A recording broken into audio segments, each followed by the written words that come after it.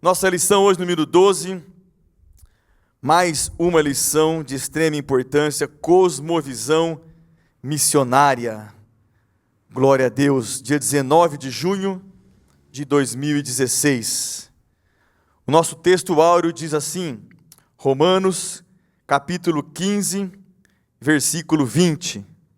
E desta maneira me esforcei por anunciar o Evangelho, não onde Cristo houvera sido nomeado, para não edificar sobre fundamento alheio.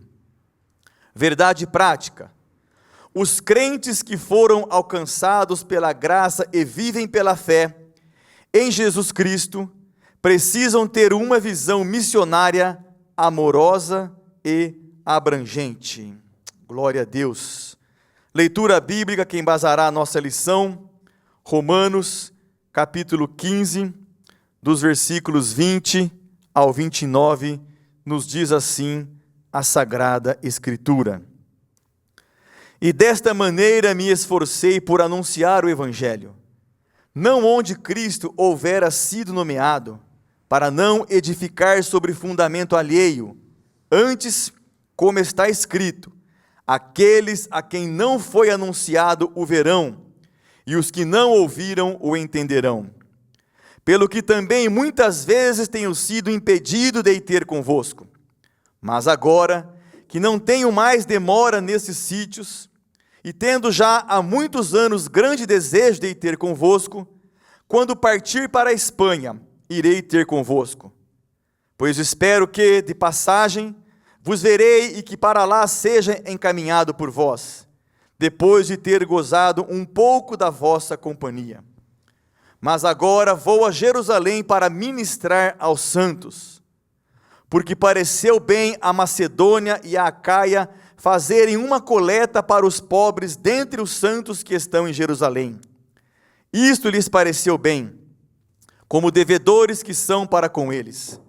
Porque se os gentios foram participantes dos seus bens espirituais, devem também ministrar-lhes os temporais.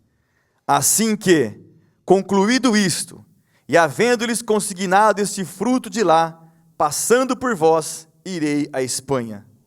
E bem sei que, indo ter convosco, chegarei com a plenitude da bênção do Evangelho de Cristo. Glória a Deus, chegarei com a plenitude da bênção do Evangelho de Cristo. Oh Deus, nós te adoramos. Que esse seja o nosso desejo, de onde nós chegarmos, adentrarmos, por onde o Senhor nos levar, Pai, que possamos chegar com a plenitude da bênção do Evangelho de Cristo, Senhor, que a nossa vida, Senhor, reflita a Tua vontade, o Teu querer, ó Pai, que nós realmente sejamos testemunhas do Teu nome, da Tua palavra, do Teu reino, Senhor. Coloca dentro de nós essa manhã, Pai, o amor pela Tua obra, o amor por anunciar a Tua palavra, Senhor.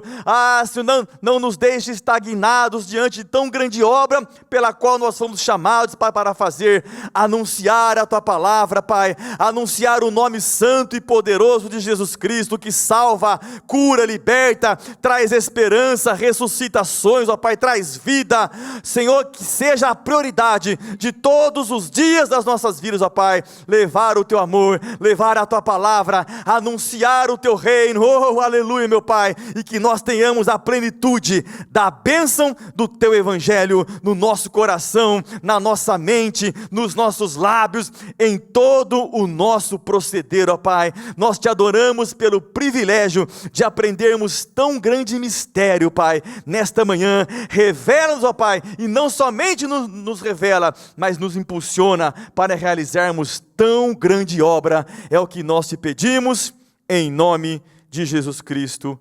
Amém. Glória a Deus. Paz do Senhor, irmãos.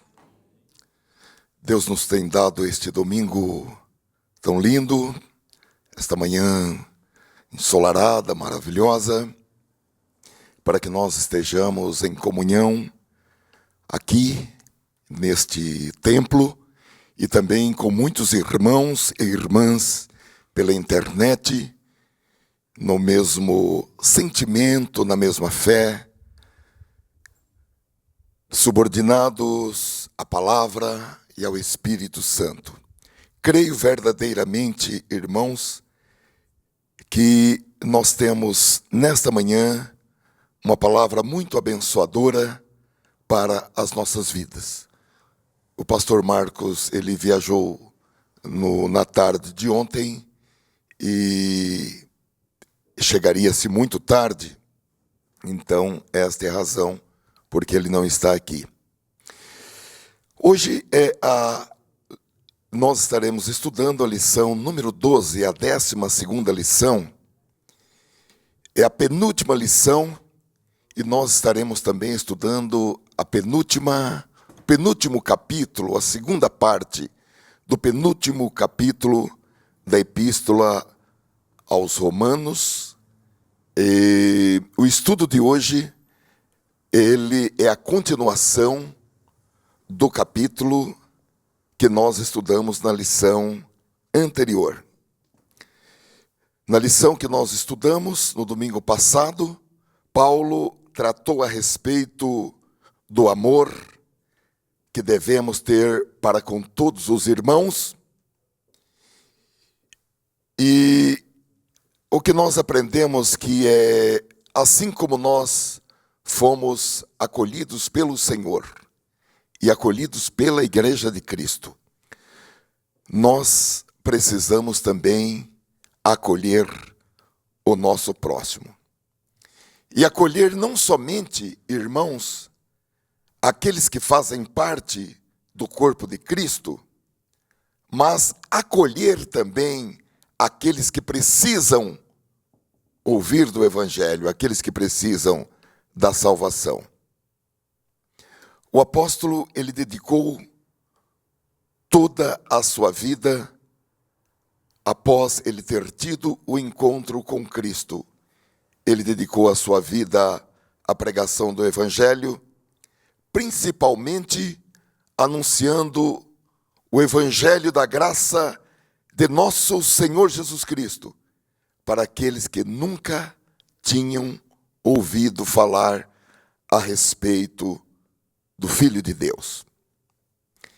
E nesse texto que nós vamos estudar, o apóstolo pede à igreja de Roma que ore por ele e que o ajude na obra missionária, porque no sentir de Paulo, sem as orações, sem o apoio dos crentes de Roma, não daria para ele desenvolver aquela visão missionária que queimava em seu coração. Nós temos que, irmãos, estar acompanhando essa escola dominical com algumas coisas em mente. A primeira é que o ide de Jesus também foi dirigido a nós. A segunda é que nós fazemos parte da grande comissão que está encarregada de pregar o Evangelho a toda criatura, não somente na nossa Jerusalém, fazendo uma contextualização, diríamos, na nossa cidade de Campinas, mas também em toda a Judéia, Samaria e até os confins da terra. Ou seja, nós somos responsáveis pela pregação do Evangelho em Campinas, nas cidades circunvizinhas, em todas as cidades, regiões, aldeias, povoados do nosso país e também nos países estrangeiros até os confins da terra. Glória a Deus. Nós precisamos saber se existem pessoas que nunca ouviram falar de Cristo aqui em Campinas, se existem pessoas que nunca ouviram falar de Cristo no Brasil e no mundo, são elas? Onde é que elas estão? E a partir desse conhecimento, desenvolver uma estratégia para levar a mensagem do Evangelho a todos aqueles que nunca ouviram falar de Cristo. Há um hino no cantor cristão batista que diz: não te importa se algum dos amigos morrer sem ter conhecimento de Cristo. Ainda ontem eu olhei o obituário de Campinas. E eu fiquei pensando, será que dessas pessoas que morreram, alguma delas não teve a oportunidade de ser expressamente convidada para aceitar a Jesus Cristo? Vamos à nossa introdução da lição. Paulo já estava chegando ao final da epístola à igreja de Roma. Um dos assuntos tratados por ele havia sido acerca da tolerância que os crentes maduros devem demonstrar para com os imaturos, que foi o tema da nossa lição de domingo passado. A solução do problema estava em saber equilibrar liberdade com o amor cristão. Agora o apóstolo desejava expor o que estava no seu coração. E o que estava no coração de Paulo? O desejo de levar o evangelho da graça de Deus para terras ainda não alcançadas. Os crentes de Roma, membros de uma igreja que fez o mundo inteiro ouvir os ecos de sua fé, deveriam apoiá-lo nesse empreendimento missionário. Vamos abrir um parênteses aqui, irmãos. No início da carta de Paulo aos Romanos, no capítulo 1 e versículo 8, ele diz que a fé da igreja de Roma era conhecida em todo o mundo. E eu fiquei pensando que esse é um desafio para a nossa igreja e para todas as igrejas de Deus. Tal qual a igreja de Roma, ter uma fé conhecida em todo o mundo, até os confins da terra.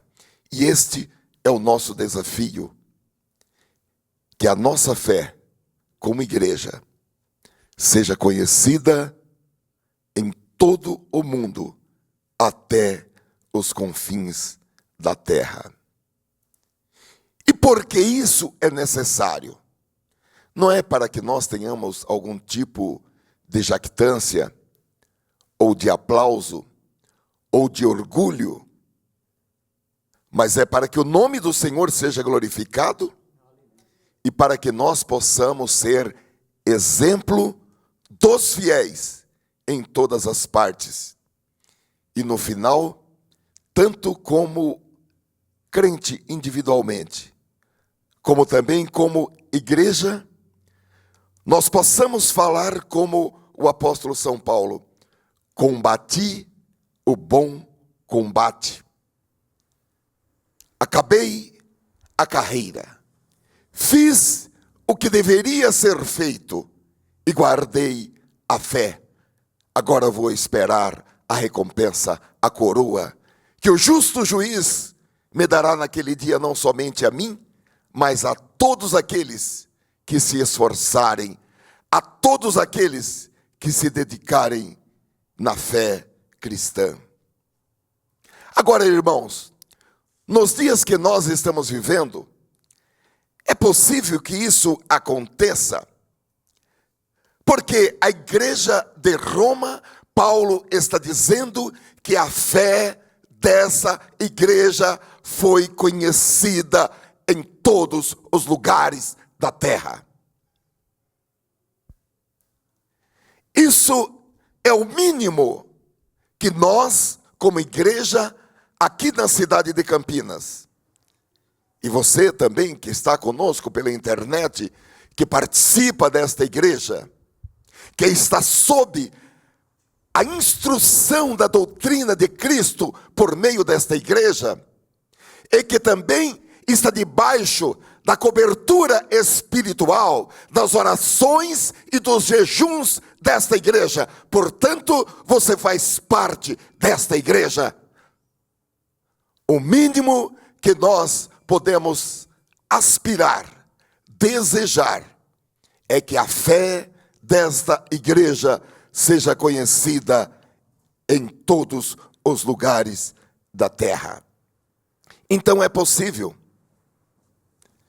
Basta que nós vivamos um cristianismo verdadeiro.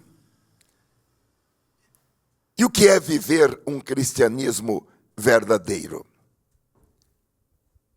Isso exige, irmãos, que cada membro desta igreja viva uma vida cristã autêntica, que rejeite toda fumaça de hipocrisia.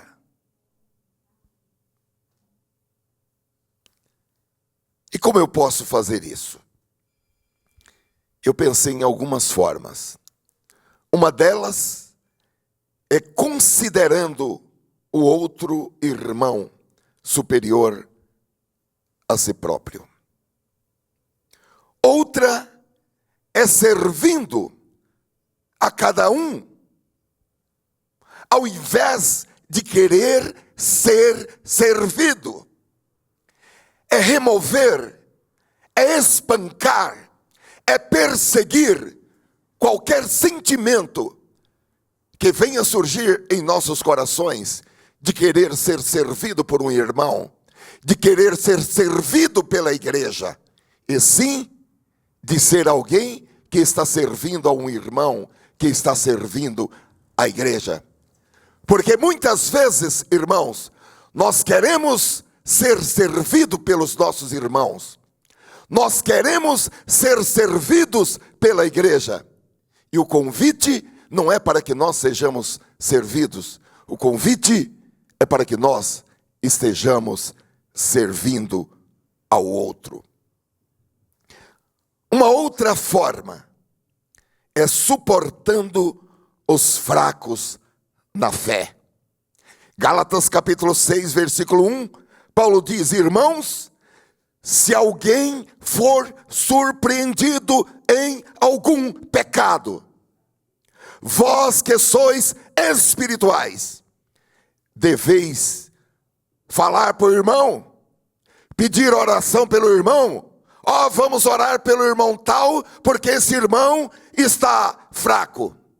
Vamos orar pelo irmão tal, porque esse irmão está em pecado. Sabe o que é isso? Isso é pecado.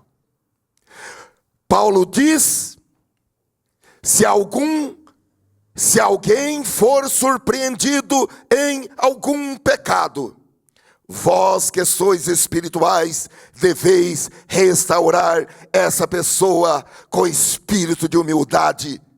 Todavia, cuida de ti mesmo, para que não sejas igualmente tentado. Isso é feito de maneira individual. Não é pedindo: olha, eu não vou contar para ninguém, eu só vou falar isso para você, porque eu quero que você me ajude em oração, porque eu vou ajudar o irmão tal. Não faça isso jamais. Isso daí é uma coisa que é pecado, irmãos. A gente fica tão preocupado em não beber, em não fumar, em não cheirar cocaína, em não adulterar, em não prostituir, em não roubar. Agora, isso também é um tipo de pecado tipificado na palavra de Deus. Porque a orientação da palavra de Deus ela é muito clara. Se algum irmão for apanhado em pecado, vós que sois espirituais, restaurai esse irmão. E a Bíblia diz como é que é feita essa restauração. Você vai sozinho, fala com ele. Se ele não te ouvir, você leva mais um irmão para falar com ele. Se ele não ouvir a vocês dois, então traga ao conhecimento do pastor. Amém, irmãos? As coisas estão todas... não foi à toa que a fé dessa igreja de Roma foi conhecida em todas as partes da terra. Agora, isso não foi uma coisa só para a igreja de Roma. Isso é uma coisa para a igreja de hoje. Uma outra forma é dando honra ao outro irmão. Romanos capítulo 12, versículo 10, o apóstolo disse: amai-vos cordialmente uns aos outros com amor fraternal, preferindo-vos em honra uns aos outros. Eu pensei em algo, irmãos, que nós podemos assumir nesta manhã. E podemos assumir isso na nossa igreja, e podemos aproveitar também e assumir isso na nossa casa, no nosso lar, perante a nossa família. Já que é para preferir e dar honra ao outro, eu pensei em algo que quero propor para os irmãos, que é encontrar uma maneira para honrar, principalmente aquele irmão ou irmã que você julga que ele ou ela não merece ser honrado. Eu confesso aos irmãos que eu não acho muito... Eu acho fácil fazer aquelas coisas que eu falei antes. É óbvio que todos nós temos tentações, mas é mais fácil. Agora, dar honra ao outro, principalmente aqueles que nós julgamos que não merecem ser honrados, aí já é uma coisa, vamos falar claramente. Nós precisamos lançar a hipocrisia e falar: Senhor, meu coração está aberto. O Senhor sabe que há pessoas que eu não quero honrar aqui nesta igreja. Há pessoas da minha família que eu não tenho vontade também de honrá-las, porque elas não merecem. Elas já me causaram muitos males. No momento que eu preciso, elas somem, não atendem o telefone, desligam, mandam falar que não estão. E agora, a palavra de Deus diz: dê honra para essas pessoas que não merecem. Bendito seja o nome do Senhor. Então, irmãos, se nós, que é o que aconteceu com a igreja de Roma, cuja fé foi conhecida em todo o mundo, se nós mostrarmos para as pessoas que Cristo vive em nós, que não é apenas um sentimento religioso, mas Cristo vive em nós, que nós temos a mente de Cristo, que os nossos pensamentos estão vinculados aos pensamentos do Espírito Santo, que nós não somos apenas um bando de crentes religiosos hipócritas. A nossa fé será difundida por todo o mundo como um modelo a ser imitado. Porque as igrejas de todo mundo diziam: nós precisamos ter a fé, o comportamento da igreja de Roma.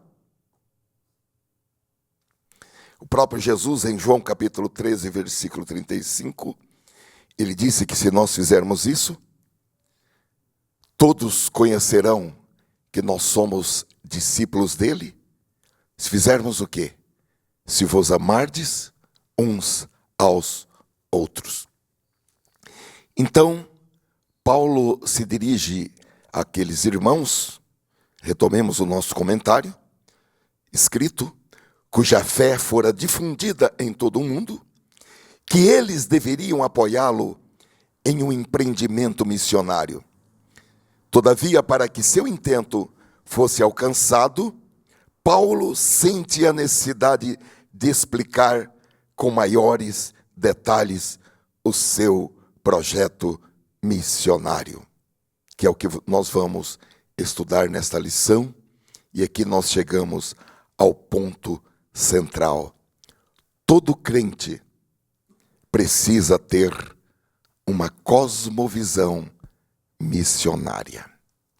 Todo crente precisa ter uma cosmovisão missionária, que é o tema da nossa lição. A necessidade de uma cosmovisão missionária. O que é cosmovisão, irmãos? O que é que significa essa palavra cosmovisão? Cosmovisão é o modo pelo qual a pessoa vê ou interpreta a realidade. A palavra alemã para cosmovisão é Weltanschauung, que significa um mundo e uma visão da vida, ou um paradigma. É a estrutura por meio da qual a pessoa entende os dados da vida. Uma cosmovisão, segundo esse autor, uma cosmovisão influencia muito a maneira em que a pessoa vê Deus, as origens das coisas e de tudo, como ela interpreta o mal, a natureza humana, valores e destino. Uma cosmovisão. Uma mente iluminada pelo Espírito Santo tem uma cosmovisão a respeito de tudo que está em nossa volta, a respeito do presente e do futuro, uma cosmovisão muito apurada. Então, o apóstolo São Paulo, ele não apenas pede o apoio missionário daquela igreja, mas ele detalha por que ele está pedindo o apoio missionário. E aqui nós podemos tirar uma grande lição de vida, porque muitas vezes nós queremos, mediante uma simples palavra, que alguém apoie uma iniciativa nossa, ou apoie uma decisão nossa, ou apoie um parecer, uma ideia nossa, um propósito. Paulo está nos ensinando que, apesar dele ter autoridade pastoral e apostólica sobre aquela igreja, ele não apenas pediu o apoio missionário àquela igreja, mas ele detalhou, ele trouxe detalhes para que aqueles crentes tivessem entendimento e convencimento a respeito da proposta de apoio para a obra missionária. Bendito seja o Senhor. Nós estamos aqui, irmãos, para que nós saiamos daqui melhores do que nós entramos nesta manhã. O Espírito Santo está nos aperfeiçoando. É para isso que Deus dá apóstolos, mestres, pastores, evangelistas, doutores da palavra para a igreja, para que todo crente seja aperfeiçoado, equipado para o exercício do ministério, para o desenvolvimento de toda boa obra. Então nós já começamos também a aprender com o apóstolo São Paulo, que mesmo tendo algum tipo de autoridade, nós devemos expor com detalhes, para que aqueles que estão nos ouvindo possam entender o propósito de algo que nós estamos pretendendo. Então o apóstolo faz essa exposição, e nós vamos começar então pelo ponto número 1, do tópico primeiro, que é o propósito da missão. O que o apóstolo tinha em mente quando reservou esse espaço em sua epístola para tratar a respeito do seu projeto missionário? Resposta: Paulo desejava que os crentes romanos compartilhassem do propósito de sua chamada. Qual era o propósito da chamada de Paulo? A conversão do mundo gentílico ao evangelho. Paulo, ele já sabia que o evangelho tinha sido pregado em Jerusalém, na Judeia e em Samaria. O propósito de Paulo agora era levar a palavra aos não judeus. Era levar a palavra até os confins da terra, os chamados gentios, que são os não judeus. E em Romanos capítulo 15, versículo 16, Paulo diz que ele recebera uma graça de Deus. Ele recebera uma capacitação para ministrar o evangelho entre os gentios. Como os irmãos sabem, Paulo, ele vinha de uma família importante e ele fora instruído nas melhores escolas e certamente Deus já estava preparando Paulo no conhecimento de outras culturas, no conhecimento e no domínio de outras línguas, para lá adiante usar Paulo como a sua boca, a sua voz, para ministrar o evangelho entre outras nações que não falavam o hebraico e que não falavam o grego, que eram as principais línguas da época. Algumas observações são importantes para ajudar no entendimento das palavras do apóstolo. Primeiramente, Paulo quer que a igreja o veja como alguém que estava prestando um serviço de grande relevância diante de Deus. Este é o sentido do termo grego leitougeu, que significa ministro, usado por ele aqui. Em segundo lugar, Paulo desejava também que os crentes tivessem consciência de que esse serviço é um sacrifício do qual Deus se agrada. Este é o sentido do termo grego hierogonta, servir como sacerdote, usado para se referir às cerimônias do sacrifício levítico.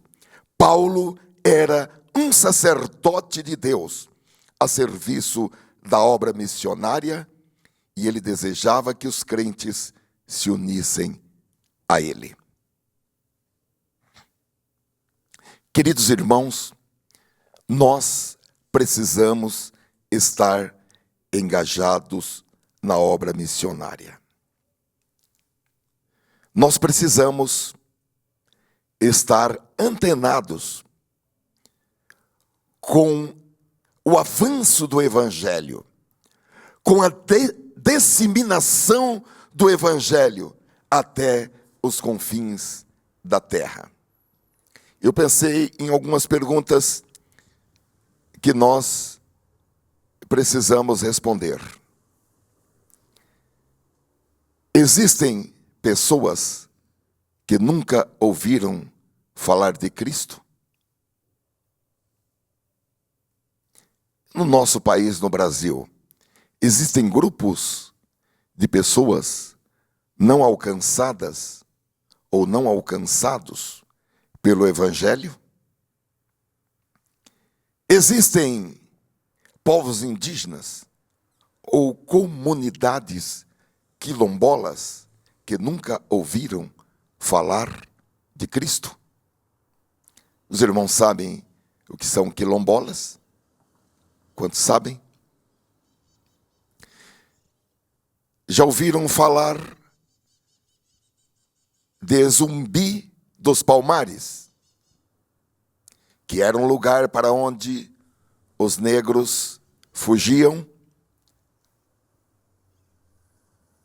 localizada no Nordeste, e ali ficavam longe de serem alcançados pelos capatazes. Esse exemplo, irmãos, após a abolição da escravatura, em vários lugares os escravos se juntaram e constituíram certas comunidades que persistem até hoje. Essas comunidades quilombolas são reconhecidas por lei, são reconhecidas pelo governo, e assim como os indígenas têm as suas áreas demarcadas, essas comunidades quilombolas também têm as suas áreas demarcadas, e elas resultam, então, de descendentes de escravos que permaneceram nas mesmas localidades. No estado de São Paulo, existem 27 comunidades quilombolas, que são comunidades de negros em áreas rurais, reconhecidas pelo governo e com as suas terras demarcadas. Essas comunidades, elas são alcançadas pelo Evangelho de Cristo? São perguntas que nós precisamos estar aptos para enfrentá-las. Amém, irmãos? Precisamos estar antenados com a propagação do Evangelho em Campinas, fora de Campinas e até os confins da terra. Vamos falar sobre isso um pouquinho mais adiante. O agente da missão. O apóstolo diz que o seu ministério de evangelismo era instrumentalizado pelo Espírito Santo.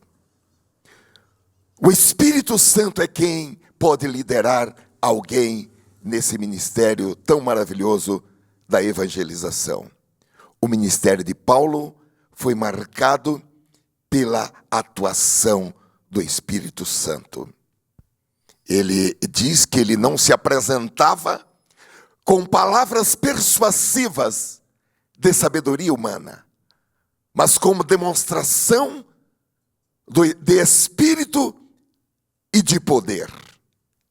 Porque quando nós nos propomos a compartilhar Jesus, o Senhor nos dá graça, poder e autoridade para tal. Muitas pessoas, eu quero ter poder do Espírito Santo. Para que poder do Espírito Santo? Para se gabar, que é um vaso, para pular, para saltar. Recebereis virtude, poder, ao vir sobre vós o Espírito Santo. Para quê? Para ser testemunhas, e ser-me-eis testemunhas.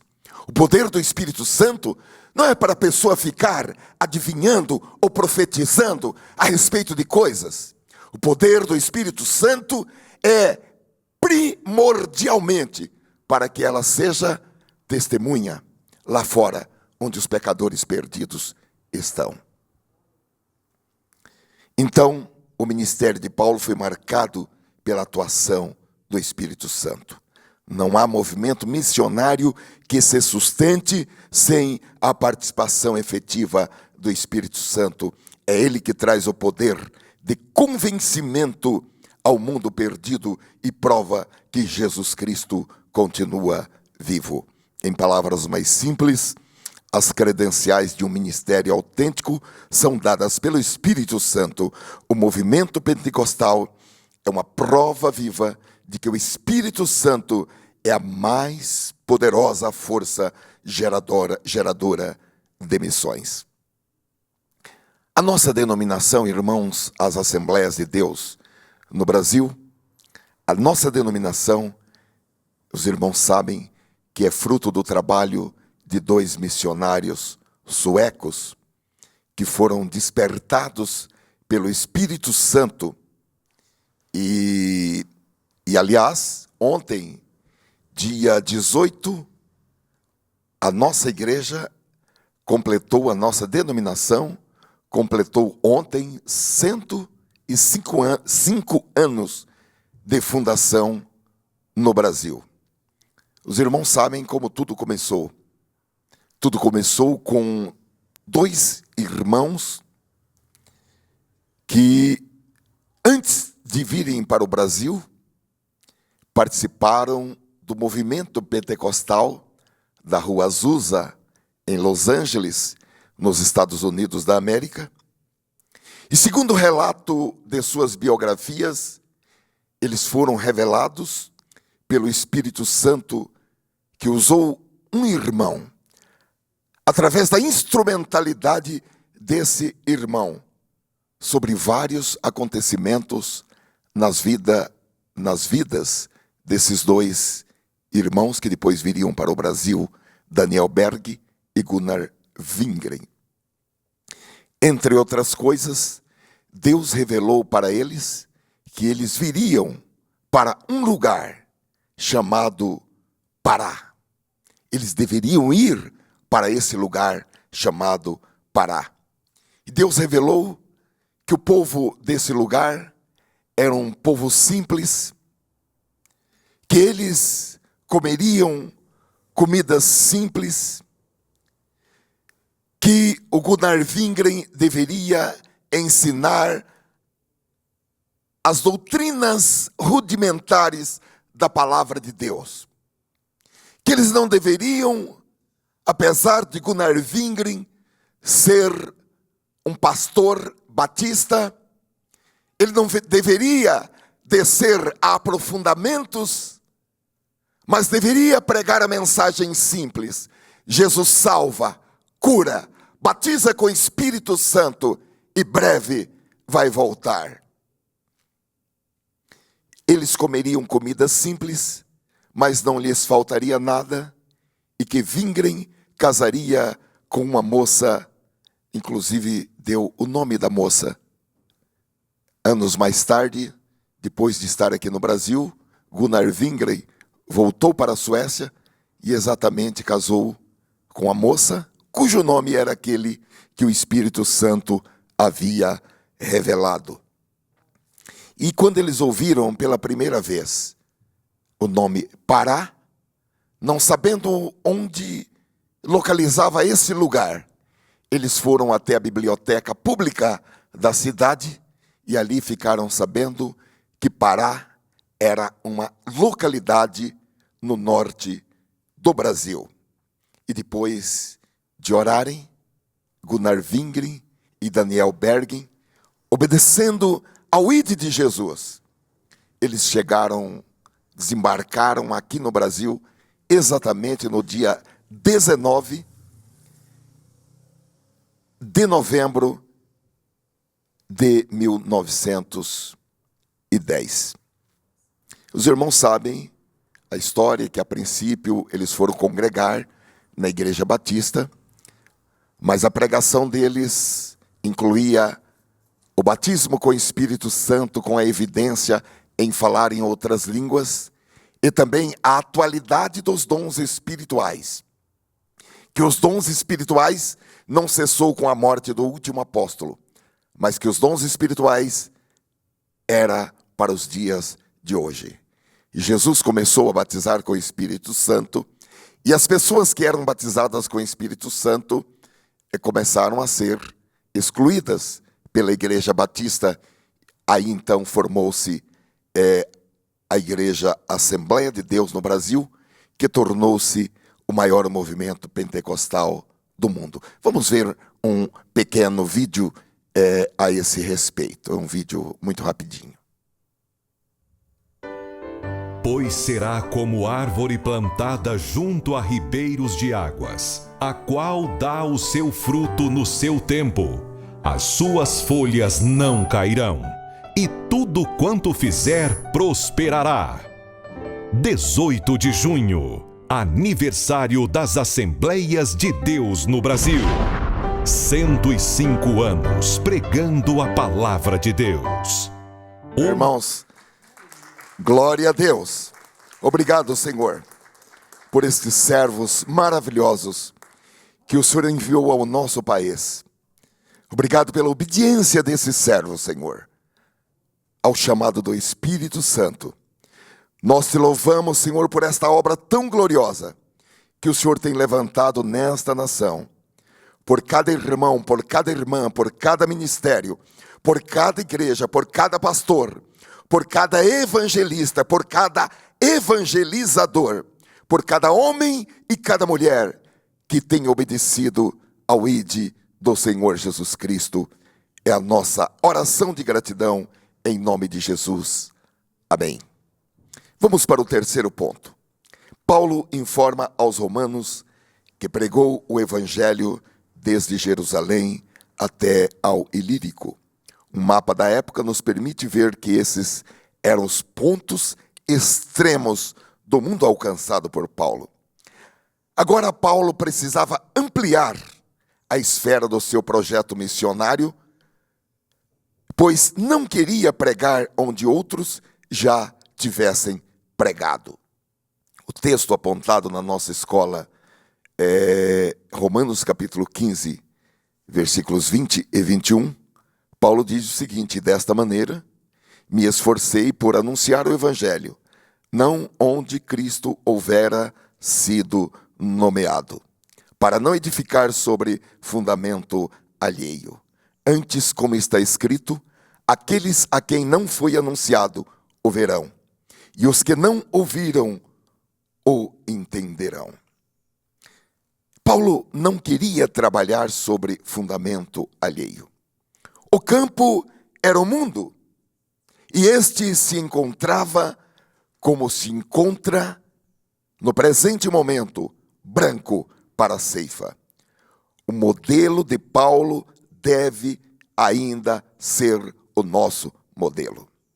Infelizmente, o que se observa hoje é que muitos estão edificando sobre fundamento alheio, invadindo a esfera de atuação de outros obreiros, coisas que Paulo jamais fez. Estão pregando onde já existem igrejas estabelecidas, às vezes da mesma confissão de fé, e não onde há realmente necessidade missionária. Agem movidos pelo espírito de competitividade e não de solidariedade. Isso é uma coisa muito séria, irmãos. Eu tenho falado que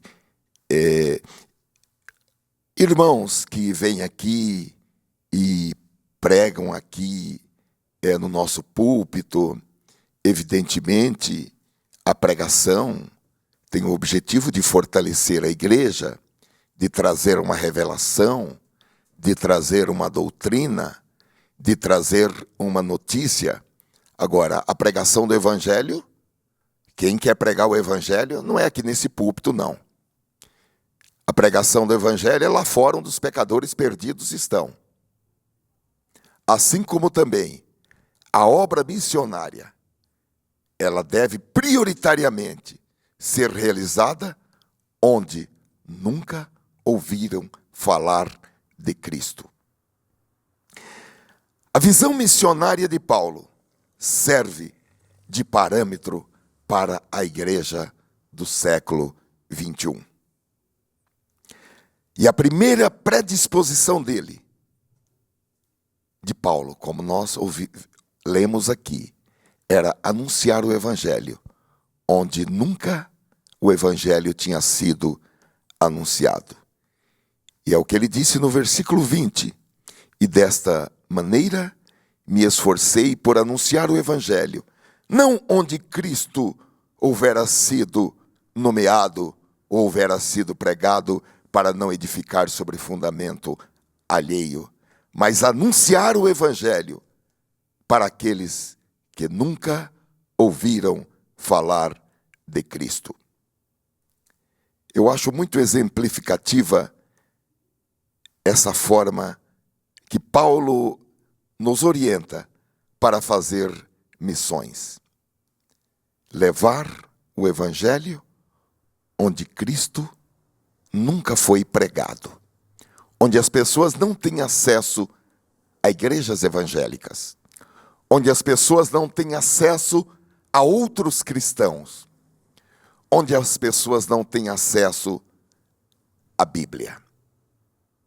Eu creio que quando Deus planta um cristão, uma igreja, numa localidade, ela se torna responsável por anunciar o Evangelho em toda aquela localidade. Glória seja dada ao nome do Senhor Jesus.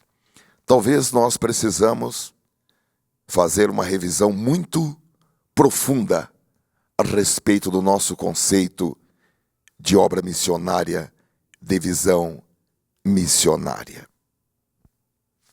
Amém, irmãos? Então, a síntese desse tópico é: a igreja precisa ter uma cosmovisão missionária abrangente.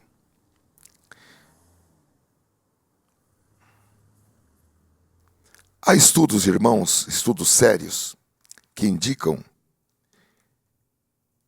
que existem ainda mais de 2 bilhões de pessoas na face da terra que nunca ouviram falar de Cristo. Pessoas que não conhecem o Salvador. Pessoas que não têm acesso a um cristão, não têm acesso à Bíblia ou a uma igreja cristã. Vamos ver um pequeno vídeo a esse respeito.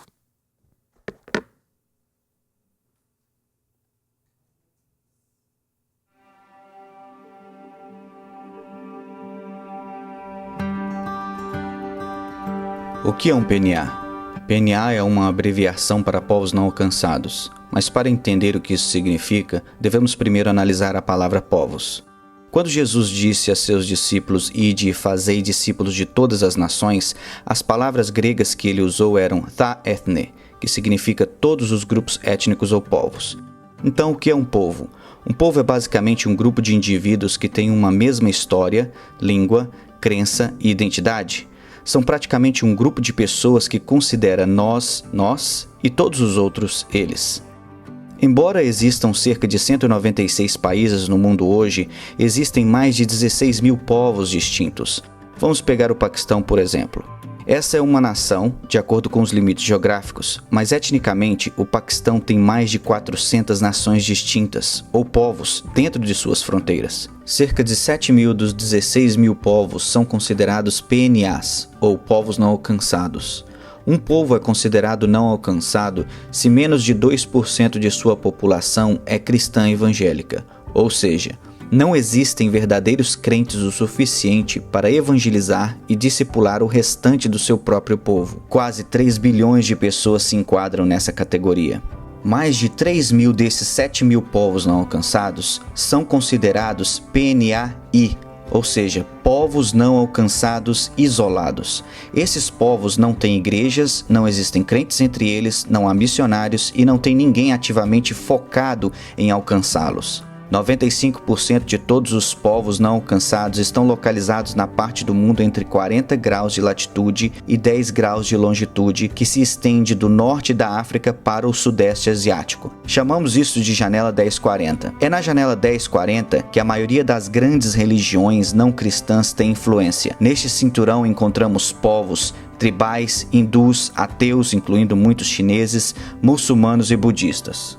Jesus disse que o evangelho do reino será pregado como testemunha para tha ethne, todos os povos, e então virá o fim. Menos de 3% do total de nossa força missionária transcultural está trabalhando com povos não alcançados. Temos que ir aos não alcançados. Ao mesmo tempo, estima-se que mais de 350 povos não alcançados estão vivendo nos Estados Unidos hoje, como imigrantes, refugiados e estudantes internacionais. Temos que dar as boas-vindas aos não alcançados. Cristo nos ordena a fazer discípulo de todas as nações. Jesus está vivo, sua missão para nós é clara. No entanto, a tarefa continua inacabada. Juntos podemos mudar isto.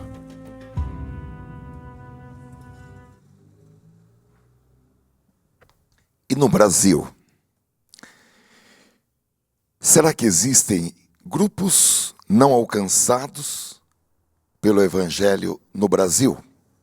Uma pesquisa, irmãos, feita pela revista Ultimato, fez um levantamento mostrando que existem 8 grupos ainda não alcançados e mostra no seu site onde estão esses povos.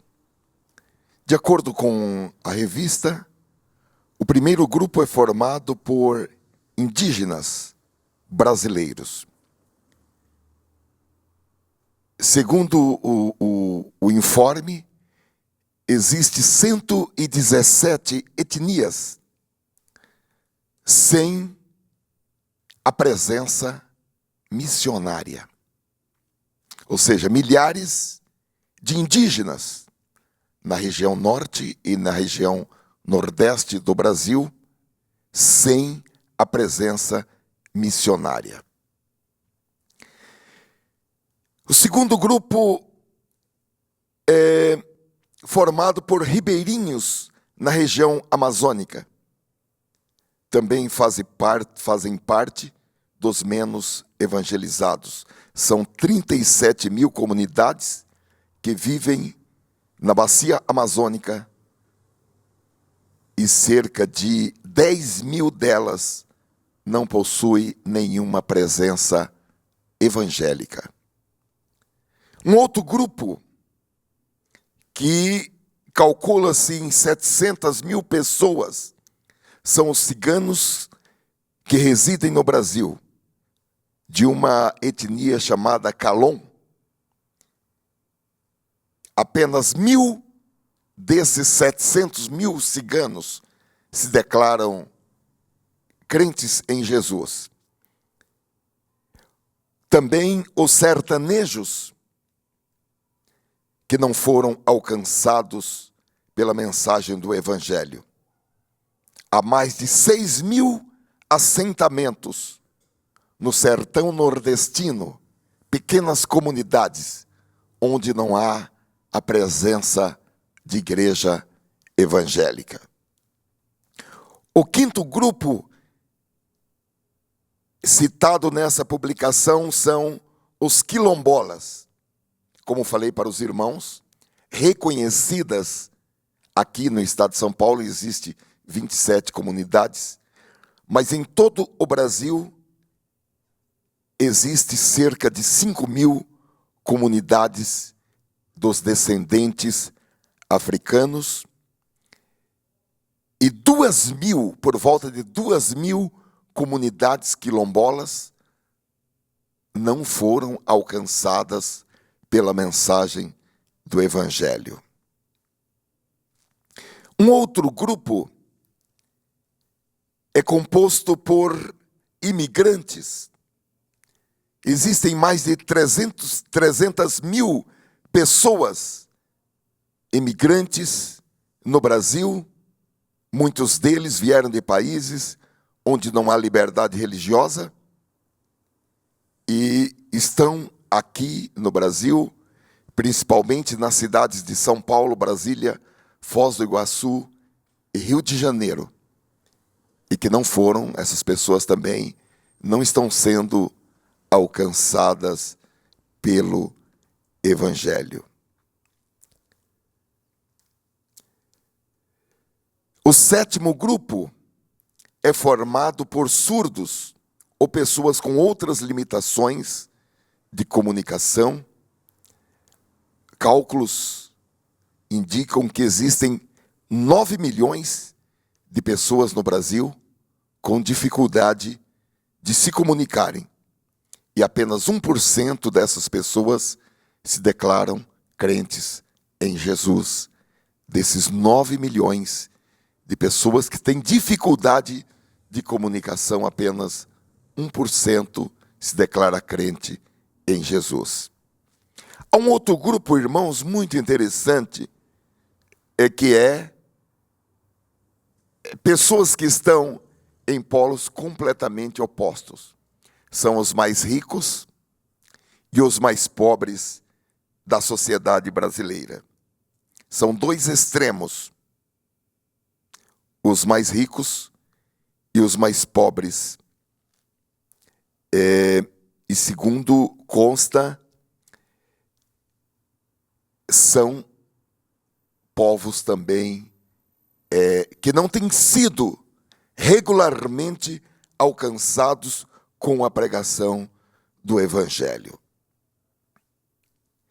Então, é muito importante, meus amados irmãos, que nós tenhamos uma cosmovisão, que nós tenhamos um entendimento como está o Evangelho na cidade de Campinas, como está o Evangelho no Brasil, como está o Evangelho em todas as localidades da terra.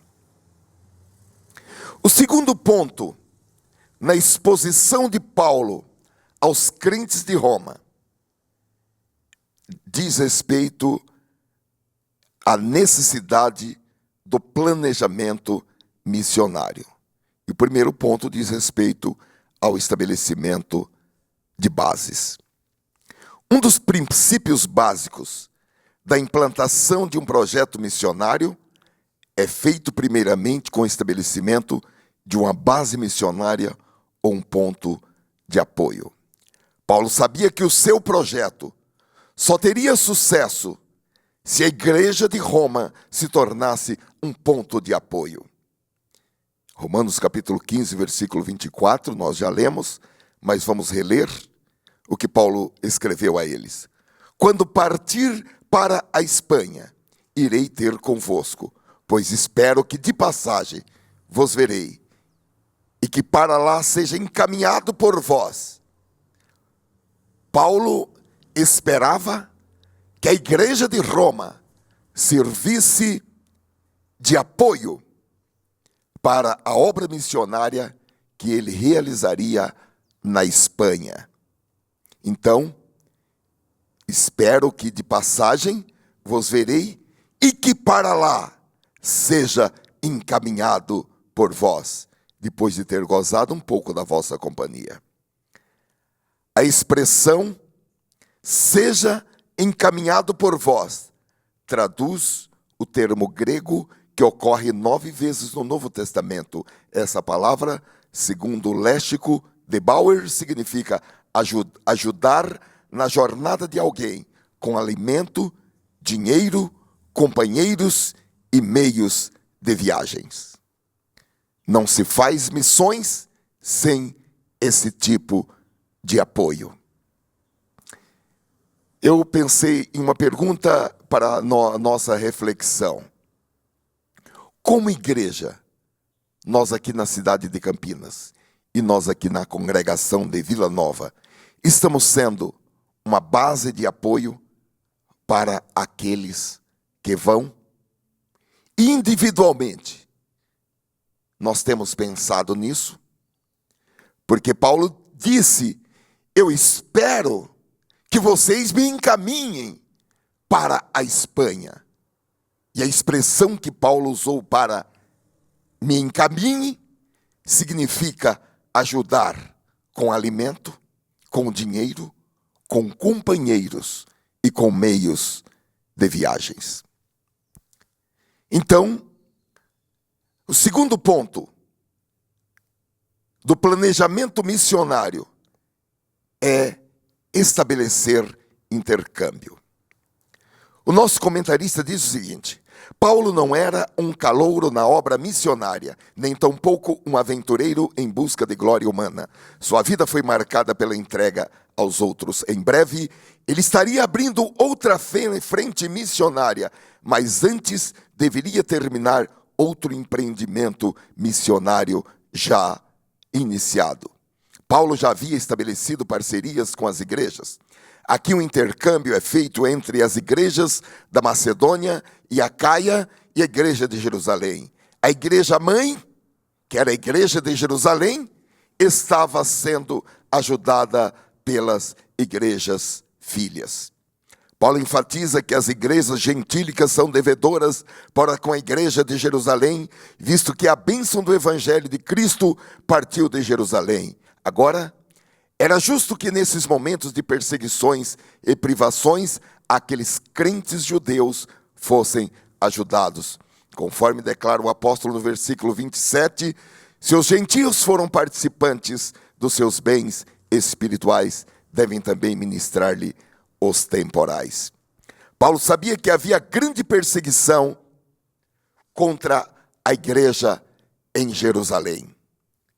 Os crentes estavam perseguidos. Alguns foram enxotados das suas casas. Perderam os seus trabalhos. Perderam as suas propriedades. Então, Paulo, ele desenvolve uma atividade, levando ofertas. Agora, Paulo sabia que a sua ida a Jerusalém era uma coisa perigosa, porque muitos queriam a morte de Paulo, e ainda tinha, por incrível que pareça, irmãos, um outro ponto muito sensível, que Paulo, ele, mesmo levando as ofertas para os santos em Jerusalém, havia a necessidade de que ele fosse bem recebido por aquela igreja. Isso é lamentável, porque isso não pode acontecer no meio de uma igreja de Deus. Então Paulo sabia que havia perigo de vida, porque muitos judeus fanáticos, que outrora eram companheiros de Paulo na perseguição dos cristãos, agora queriam a vida de Paulo, queriam a morte de Paulo. Por isso ele solicita à igreja que ore por esta missão em Jerusalém. E Paulo vai, porque ele sabia que tudo estava na soberana vontade de Deus. A síntese desse tópico é: para que a obra missionária seja realizada com excelência, é necessário que haja planejamento. Glória a Deus. E eu creio que esta lição de hoje vai nos ajudar bastante na estruturação da nossa cosmovisão, da nossa visão missionária a respeito da pregação do Evangelho. O terceiro, meus irmãos, e último tópico, diz respeito às necessidades ou à necessidade espiritual na obra missionária.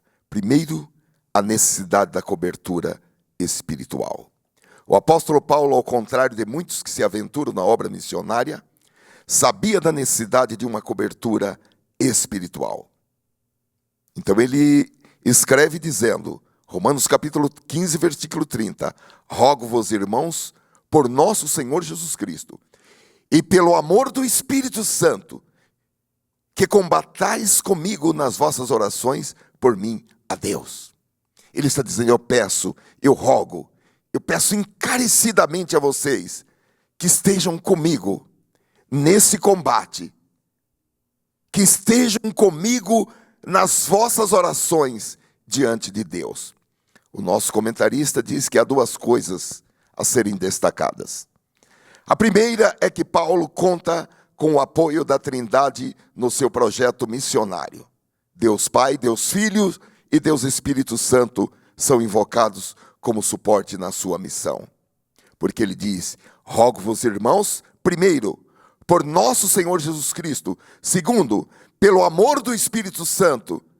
Terceiro, que combatais comigo nas vossas orações por mim, a Deus, o Pai. Glória a Deus. A segunda é que Paulo via com muita seriedade a obra missionária e por isso rogou que os crentes lutassem em oração com ele. A palavra combatais, do grego, significa lutar ou contender junto com alguém. O sentido é de uma luta espiritual na oração. Paulo está dizendo, estejam comigo. Eu preciso da ajuda de vocês. lutem comigo, combatam comigo. Segundo, então, meus amados, antes de entrarmos nesse segundo ponto, há necessidade de cobertura espiritual para o desenvolvimento da obra missionária. Segundo, a necessidade de refrigério espiritual. Missões envolve conflito espiritual, porque pregar o evangelho é uma luta da luz contra as trevas. É uma luta do bem contra o mal. É uma invasão a ambientes que estão sob o controle de espíritos de incredulidade, de espíritos que induzem as pessoas ao erro e à maldade. Então,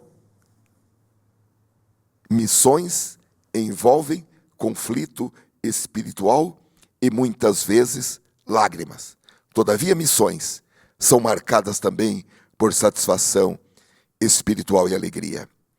Salmo 126, versículos 5 e 6 diz: os que semeiam em lágrimas cegarão com alegria. Aquele que leva a preciosa semente andando e chorando voltará sem dúvida com alegria, trazendo consigo os seus molhos. Sem dúvida alguma, o apóstolo tinha isso em mente quando ele escreveu essa carta aos Romanos. Paulo escreveu esta carta com realidade. Escreveu esta carta com pés no chão. Fé, irmãos, não nos deixa burro, não. A fé nos dá inteligência, aguça a nossa inteligência. Então, Paulo, ele ora, irmãos, ele pede, irmãos, vamos reler 15 e 31, orem para que eu escape das pessoas da Judéia que não creem em Cristo e também que a ajuda que eu vou levar para Jerusalém seja bem aceita pelo povo de Deus que vive ali. Seria o paradoxo, só que isso ainda acontece. Há pessoas que precisam, mas não recebem a ajuda de bom grado. Isso é lamentável, irmãos. E Paulo então diz: e se assim, se Deus quiser, chegarei aí em Roma, cheio de alegria, e lhes farei uma visita que me dará um novo ânimo. O termo grego, observa o biblista William Sunday, é usado por Paulo com o sentido de que eu possa descansar e refrigerar o meu espírito junto com vocês. Missões, portanto, é refrigério no poder do Espírito Santo. O apóstolo Paulo, irmãos, ele amava a obra missionária e ele se dedicou a ela e ele procurou levar o evangelho para as áreas mais carentes, para lugares onde as pessoas nada ou quase nada sabiam a respeito de Cristo. De acordo com alguns estudiosos, é problemático saber se Paulo chegou ou não à Espanha. Todavia, existem documentos que são documentos considerados importantes que apontam que realmente o apóstolo foi à Espanha. Nós não temos este relato no livro de Atos dos Apóstolos ou em algum outro livro, mas existem documentos que dão suporte para afirmar que Paulo realizou esta viagem missionária até a Espanha. De qualquer maneira, irmãos, é muito lindo e nós não podemos deixar de enfatizar a esperança que o apóstolo tinha. Apesar de todos os obstáculos, apesar das questões que afligiam o apóstolo, ele não deixou de ter esperança, ele não deixou de ter novos planos. O crente não pode deixar de sonhar porque ele ficou velho.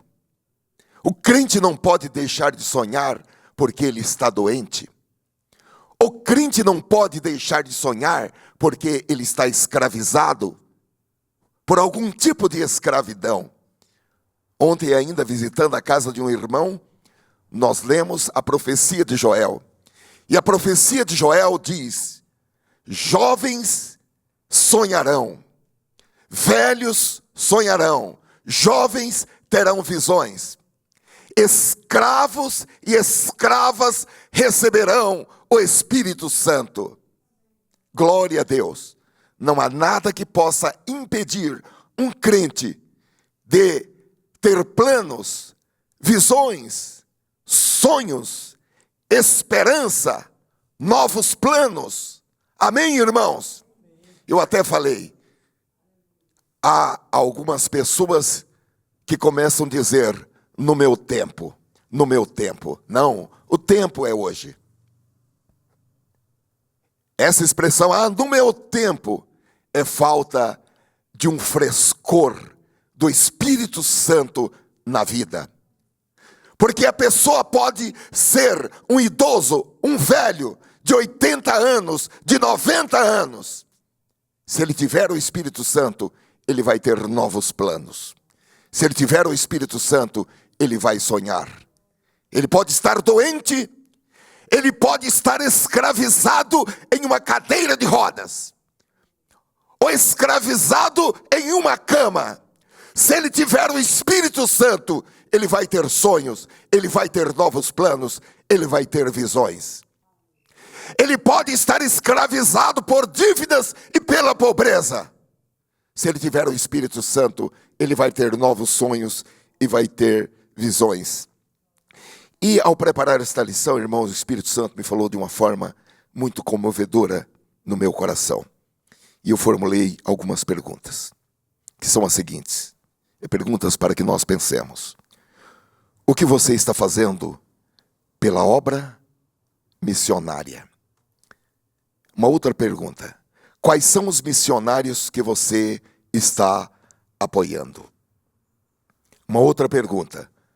Você tem orado por eles? Você sabe os seus nomes? Eles têm filhos? Eles sabem que podem contar com as suas orações?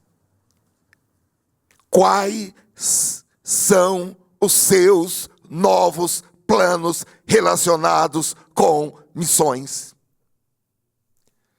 Será que nesta manhã nós vamos falar: olha, irmão, eu nunca tinha pensado nisso, eu não tenho nenhum plano relacionado com missões?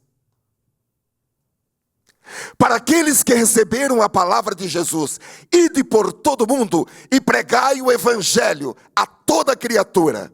Um crente não pode viver sem ter um plano relacionado com missões. Então, irmãos, existem inúmeras necessidades espirituais na obra missionária.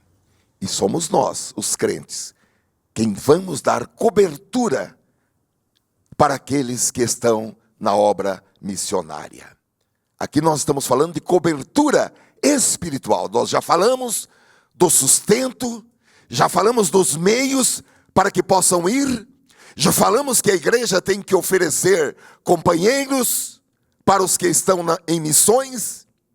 E agora nós estamos falando de necessidades espirituais na obra missionária. Nós falamos, irmãos, sobre povos não alcançados no Brasil.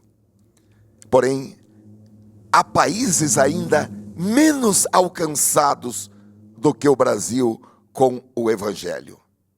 Países onde a perseguição é muito grande.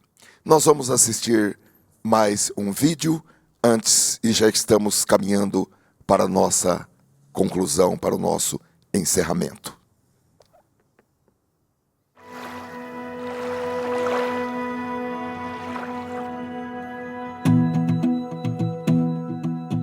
Jesus nos disse há 2000 anos atrás que a nossa missão é ir e fazer discípulos de todas as nações. Ele também nos prometeu que só depois que terminarmos a tarefa é que vamos receber a bênção de sua volta. Então, como estamos cumprindo a nossa missão? Para responder, devemos primeiro classificar os 7 bilhões de pessoas na Terra hoje em 3 grupos para decidir onde enviar os missionários. Segundo, analisar nossa força missionária. Terceiro, analisar nossa capacidade financeira de enviar esses missionários. Vamos começar com os cristãos. Cerca de 33% da população do mundo poderia identificar-se como cristãos.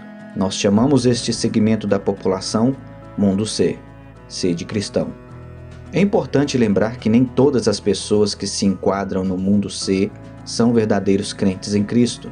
Alguns simplesmente identificam-se como cristãos por causa da tradição dos pais ou porque vivem em um país onde todos são considerados cristãos. No próximo segmento, vemos 38% da população mundial que tem acesso ao Evangelho, mas optou por não seguir a Jesus. Eles têm Bíblias em sua própria língua, igrejas por perto, amigos ou colegas de trabalho que são cristãos, e até acesso a outros recursos cristãos em sua língua. Essas pessoas têm acesso às boas novas, mas não estão seguindo Jesus.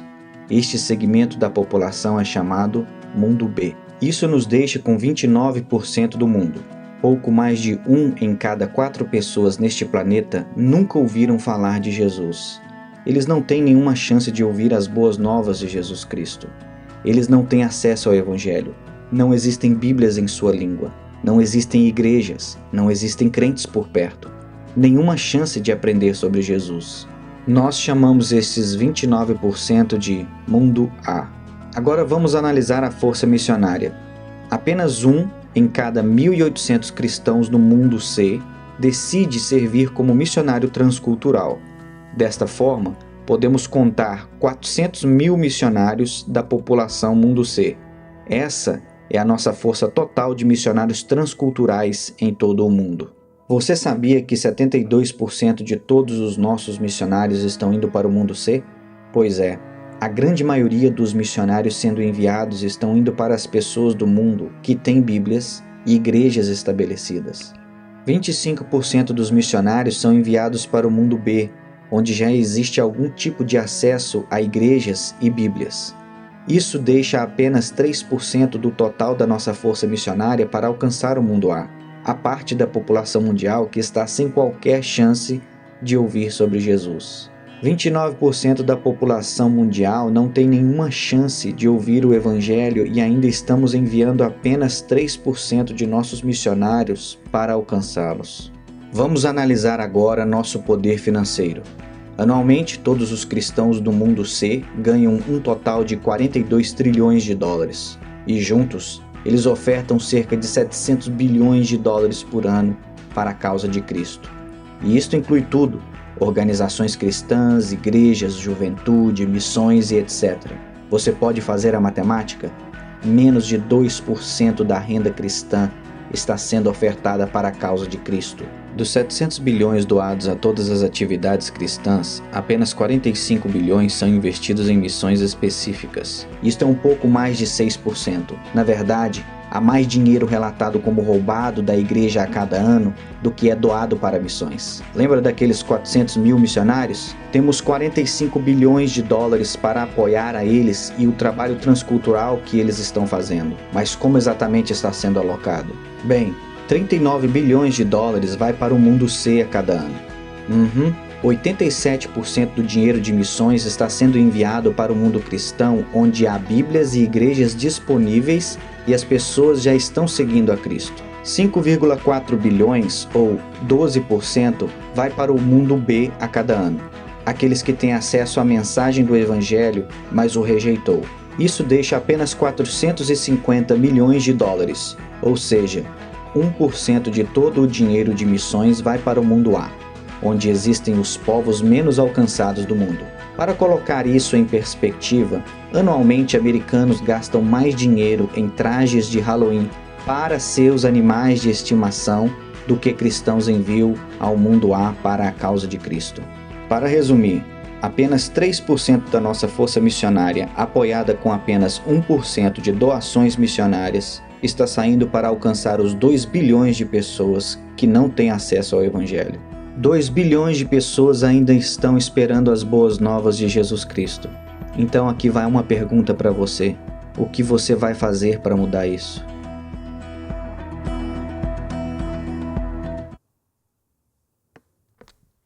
O que nós vamos fazer para mudar isto? É a pergunta. O que nós vamos fazer para mudar isto? E individualmente, o que você vai fazer para mudar isto? Eu creio, irmãos, que esta lição, ela vem trazer um despertamento para nós, individualmente.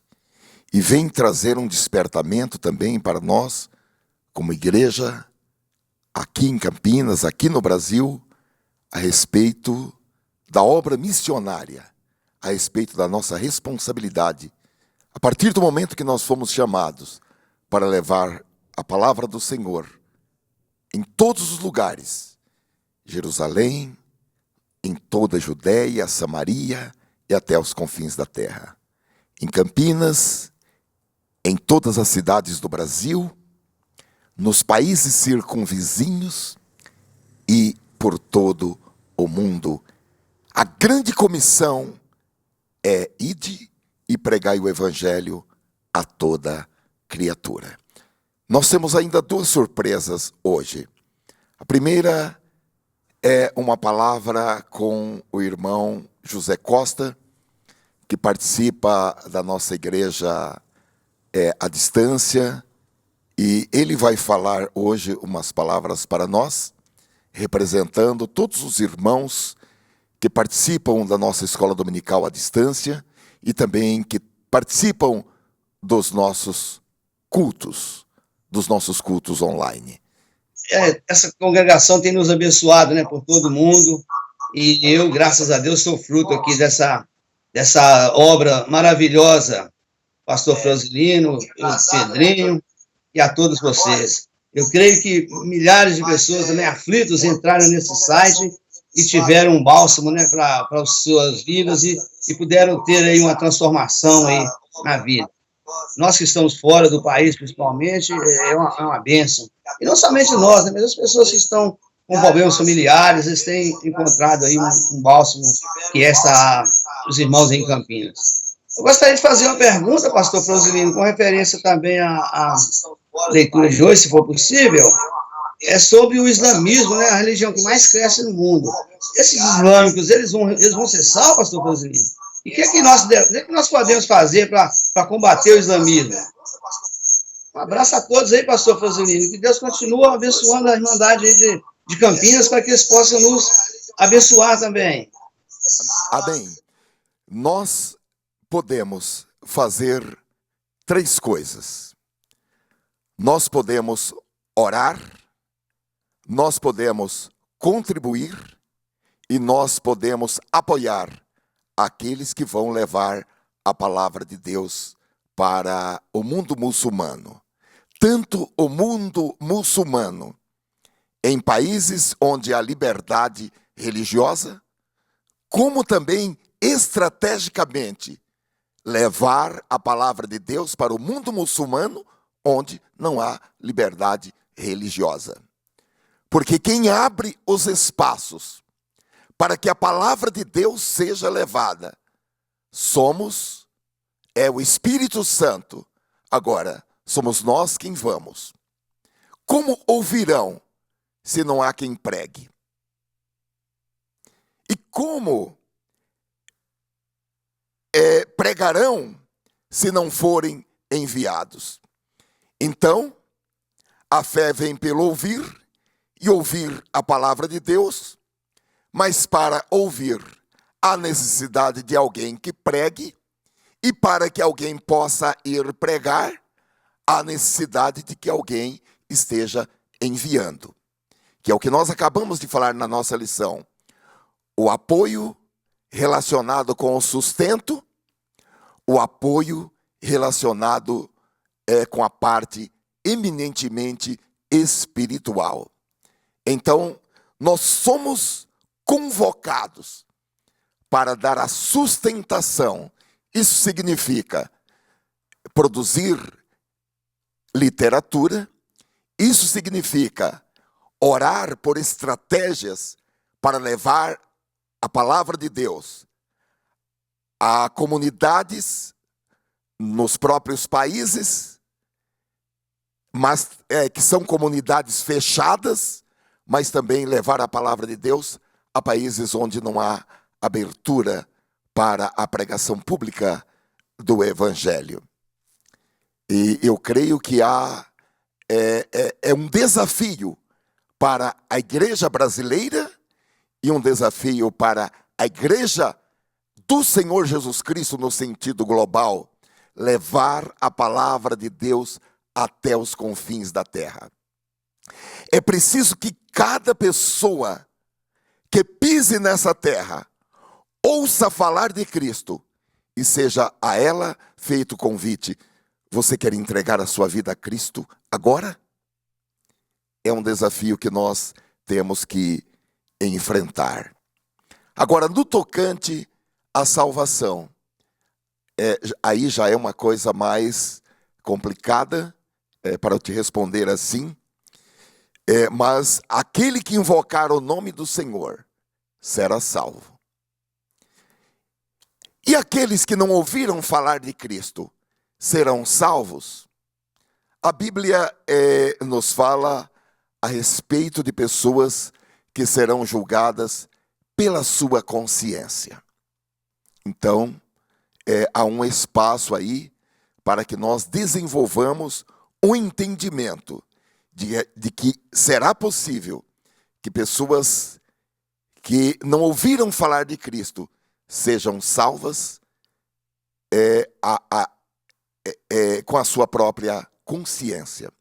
Todavia, nós precisamos entender que em um universo de pessoas, aqueles que ouvem falar de Cristo e que recebem o Espírito Santo e que recebem a palavra de Deus, eles gozam de uma transformação, diferentemente daqueles que não recebem a palavra de Deus.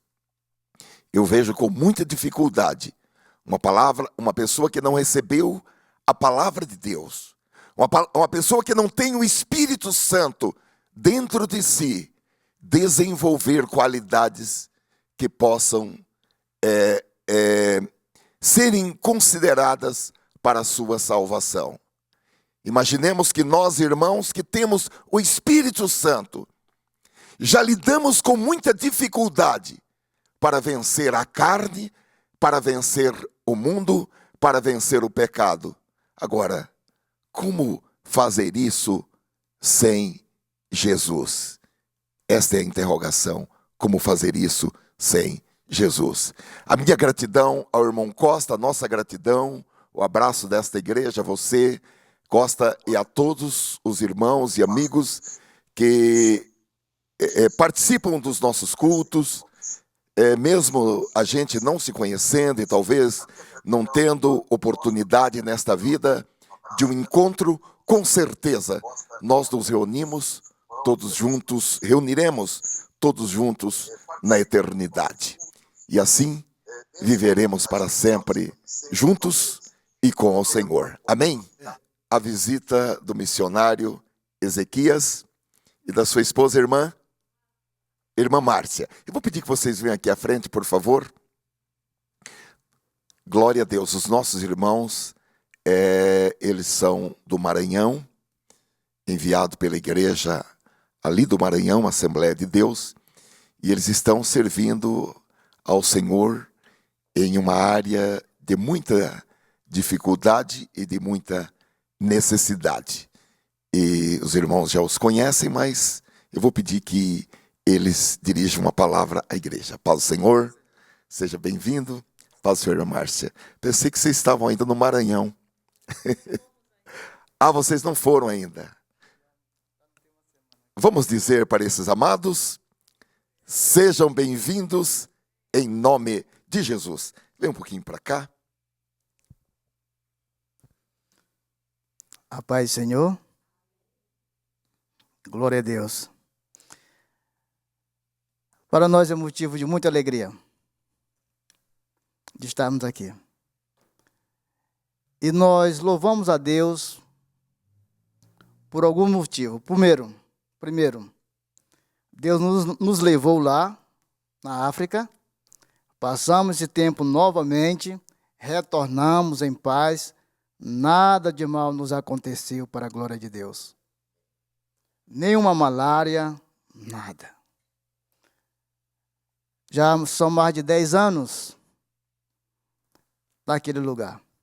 Quero deixar aqui as minhas palavras de gratidão também a essa igreja pela oração e contar o testemunho porque a igreja aqui recolheu uma oferta para um poço, e assim? Nós até mandamos um informativo missionário para o irmão, o nome dele, Urias. E o e-mail do pastor, nós mandamos às vezes e volta. Mas agora deu certo a última vez. Ok. A fonte, um poço, foi feito. Nós temos filmagem, fotos. A população lá, a maioria é muçulmana. E foi colocado o nome daquela fonte Rehobote 2, porque foi feita uma fonte, nós colocamos Rehobote 1. O irmão conhece a história do Rehobote, questão do Isaac. E aquela fonte, aquele poço, tem muita água, para a glória de Deus. A primeira, nós contamos aqui já um milagre, que o cavador de fonte cavou e lá embaixo encontrou uma pedra. Quando estava quebrando a pedra para aumentar a profundidade, aquela pedra foi um olho de água que saiu daquela pedra. Até hoje é a melhor fonte naquela região, para a glória de Deus. Aquela fonte, nesse período, muitos poços secam, mas lá não seca para a glória de Deus. Muitos estão indo lá. E a maioria é muçulmana. E às vezes eles perguntam, por que as nossas fontes secam e as de vocês não secam? Deus sabe o motivo. Também foi tocado no ponto aqui do Islã. Vou contar um testemunho.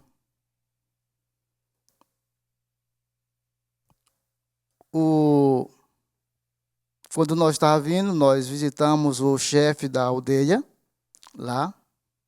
E ele falou para nós que o coração dele é de Jesus. E teve uma pessoa que, pai, mãe, tudo muçulmano, esposo muçulmano. Com o tempo, a nossa presença lá, ela se converteu. Nós batizamos aquela mulher, escondido. Nós temos foto, tem filmagem. O difícil, o esposo dela não sabe. Isso já está há mais de 4 anos que ela foi batizada. Até hoje ela está firme com Jesus. Problemas muito. Agora, esse mês, no dia 6 de junho, começou o Ramadã. Vocês conhecem os 30 dias de jejum dos muçulmanos. Agora, aquela irmã, o esposo pergunta, por que você não jejuma? Porque a obrigação do muçulmano, fazer o jejum, está dentro do Ramadã, que é um dos pilares do Islã. Isso já vem há alguns anos e ela não participar do Ramadã. Ela disse, eu agora tenho uma criança, estou amamentando a criança. Nós sabemos ainda que a mulher amamenta a criança, no Islã é obrigado a jejuar. Se não jejuar, paga multa. Nós estamos lá dentro, nós sabemos.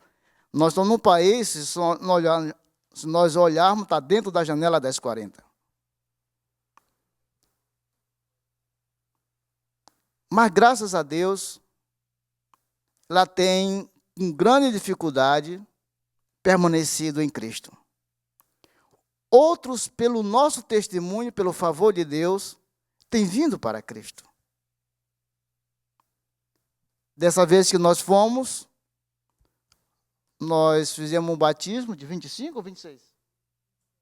26 novos irmãos para a glória de Deus. Nós mandamos uma foto, mandamos avisar essa igreja. E Deus tem usado de misericórdia. Lá não é fácil. Tem tempo, a tensão é muito grande. Tem tempo que está calmo. Para a glória de Deus, quero agradecer as vossas orações e também o apoio. E a igreja tem nos abençoado aqui, para a glória de Deus. A paz do Senhor. Agradecemos sim, porque não nos conheciam, né? E chegamos aqui, nos apresentamos e vocês nos deram credibilidade, o pastor Flauzelino, sua esposa, todos os irmãos que têm nos apoiado. Eu quero dizer para vocês, fiquei muito contente de chegar aqui com essa lição, né? E ser missionário é um grande privilégio, mas também vocês que estão aqui, que oram por nós, que contribuem, que apoiam de alguma maneira, é um privilégio grande também para vocês. Não hesitem em contribuir com a obra missionária, porque é muito importante quando nós vemos os resultados. Nós, missionários, eu sei que todos temos grandes dificuldades, uns mais, outros menos, dependendo do país onde está. Mas quem tem a convicção que foi Deus que chamou, nada, nenhuma dificuldade ofusca esse chamado de Deus nas nossas vidas. Nós temos tido grandes dificuldades, que não dá para descrever aqui, não há tempo, mas... E também, quem sabe um dia poderemos sentar assim, compartilhar mais. Mas temos vencido, porque tem uma igreja no Brasil que ora por nós. E também quero contar um testemunho rápido, né? Chegou uma mulher lá, de uma aldeia, onde nós ainda não construímos igreja, mas vamos lá pregar. Algumas pessoas converteram. E a mulher, porque só tem hospital lá onde nós moramos, que é uma cidade sede, chama Setor, mas é zona rural também. E o hospital não tem nem médico, né? Mas é enfermeiros, quando tem. Agora, quando saímos de lá, estava tudo em greve, educação, saúde. E a mulher chegou para se consultar e ela já estava vindo do hospital e foi entrando lá em casa e disse: ai, Márcia, eu acho que a morte vai me levar hoje, me dá uma esteira aí para eu me deitar. E eu coloquei uma esteira lá na sala, ela deitou e eu digo: fica calma, vamos orar. E orei com ela, que ela já ouviu o evangelho, ela disse que já aceitou Jesus. E peguei os remédios que ela tinha comprado, fui buscar água, ela bebeu, oramos pelos remédios também. E orei, eu digo: olha, fica calma, vai dar tudo certo. Aí depois ela levantou, eu digo: e aí, está melhor? Nada, a cabeça está rodando assim. Digo: vamos orar mais? Vamos. Depois ela levantou e disse: eu vou já me embora para a minha aldeia. Márcia, essa tua casa aqui cura a gente. Louvado seja Deus. Irmãos, onde a presença de Deus está, milagres têm que acontecer. Então, eu sei que cada um de vocês for contar o testemunho, milagres, vocês já presenciaram na vida, né? Então, assim, Deus tem usado a gente lá.